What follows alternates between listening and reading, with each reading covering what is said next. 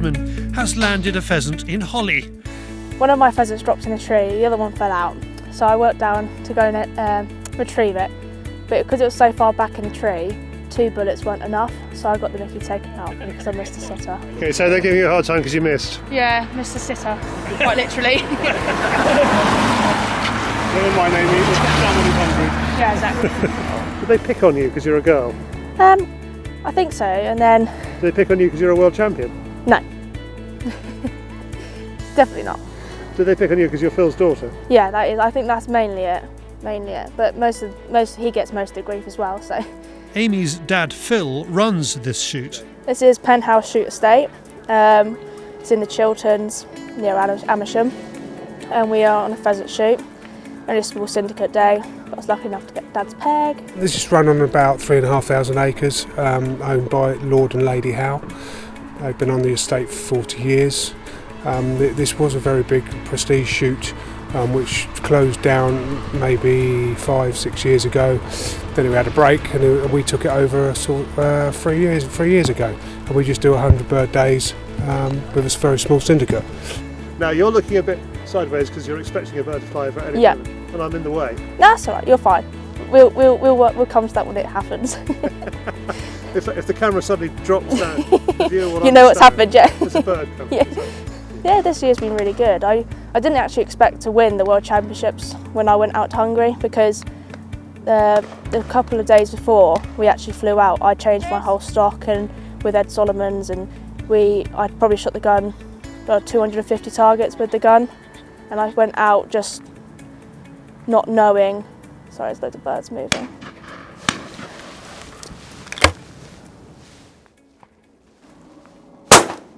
You were shooting, you shot 250? Yeah, 250 clays before I actually left for Hungary. So I was expecting to not really be up there, but I was looking forward to going, obviously, as for the experience. But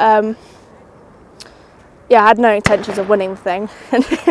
I was doing day by day, and I was like, oh, not doing too badly, I don't tend to look at the scores, so I was a bit like, oh, I'll be somewhere near. But it's the last layout. I shot a 25 on my first layout and then a 20 on the second.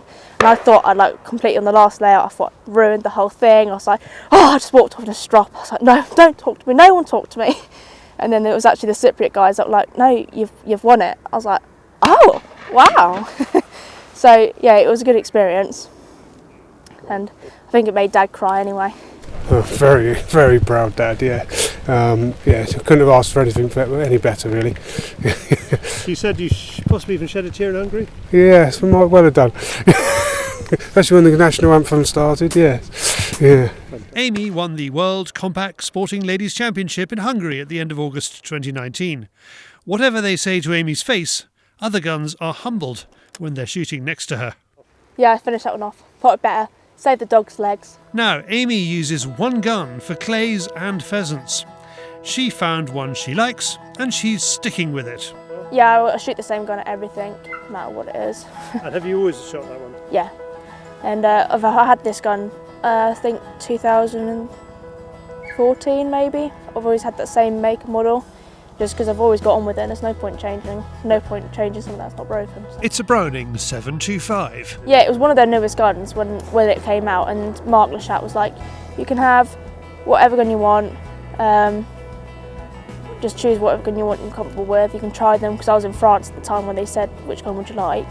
So I went and shot a few of the guns, and I liked the weight and the feel of the 75, but we're not with my gun, I've always had the palm swell taken off, because I've got quite small hands, so I've always just had a nice skinny palm swell.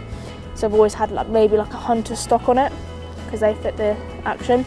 So it's always been a mix and match. But if someone said, "Oh, what gun are you shooting?" I've always been like, "Oh, 75," just because it's easier. But no, I like the wood out of it, because it's a nice colour. I've got a grade 5, so it's nice. Well, I think I was shooting a 12 bore when I was probably about 10 or 11. Okay.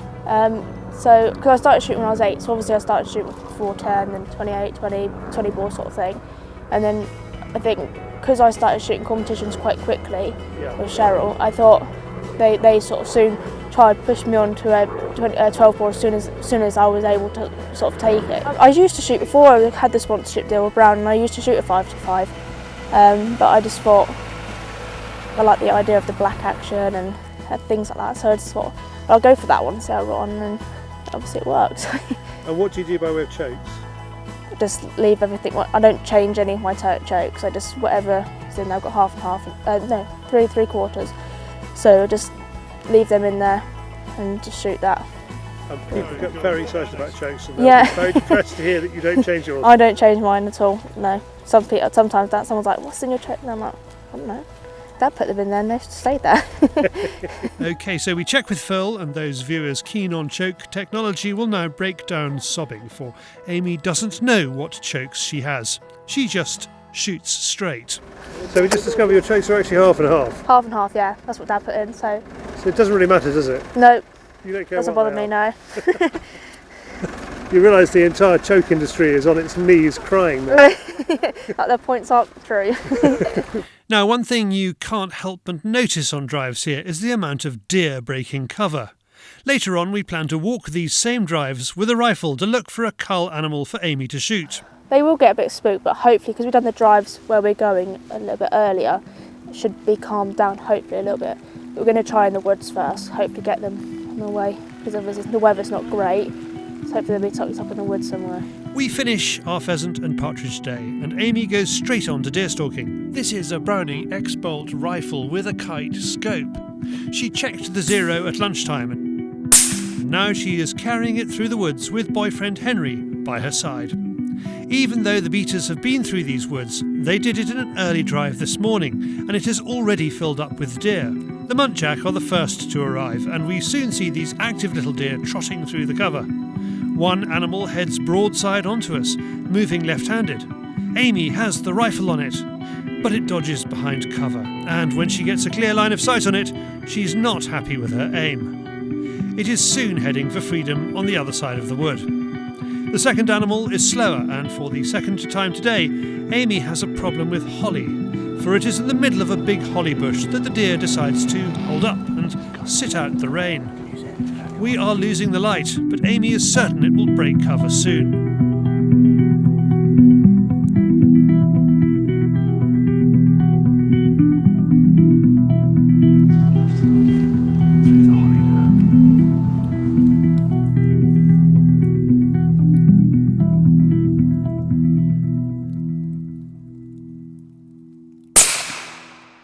We stalked him down and he was walking through, he was coming in lovely, got up on the sticks, and then he ended up in it started to rain, don't blame him. He ended up in a holly bush for about 5-10 minutes, and then he was playing tricks with us. He looked like he was walking towards us, and then he ended up about 20 metres to the left, I didn't expect. Yeah, happy about that. He was doing my head in, so glad I got him. You've had a very sporting day. You've had your pheasant, Yeah. and with deer. I mean, is this what every day is like here in the No, it's not always like this. We usually try and leave the deer if it's been, if we've had a shoot day, but it's just it must have been the most amazing place to grow up. yes, it's been lovely. It's just beautiful around here, I think, and we've got such a lovely pheasant shoot where a lot of scenery is lovely as well. If you wanted to get into shooting, I mean, do you have to have the kind of childhood you have? No, not at all. I mean, I know people that don't do game shooting at all, and they love clay shooting. But if they ever want to like shoot a deer or some pheasants, whatever, they're more than welcome to just get in contact with some people, the right people, and then you're away. It's a very welcoming sport. It is a very welcome sport. They love new faces and young people, especially young little kids. I remember I was picking up with my granddad at 4.5, so I was a babby one. We head for the dead animal, and Henry gallantly grallochs it. Yeah, just past my DSC2. I still make Henry Gallup beer there. Well, I was going to say, that's pretty small. Very gentleman. That rifle. I've got one on the way from Browning. Because I actually chose the Grey 5 because the wood sort of matches my shotgun. So I've got the 6.5 Creedmoor coming. Just so I can have You're a 6.5 Creedmoor person. I'll take all the all the complaints and everything about the Creedmoor. It has been a glorious day in the Chilterns. 100 birds shot, 1 muntjac stalked, 1 world champion, 1 proud dad, great fun, good company. And thanks to Browning for sending us to make this film. For more about Amy's 725 and X-Bolt, have a look at browning.eu.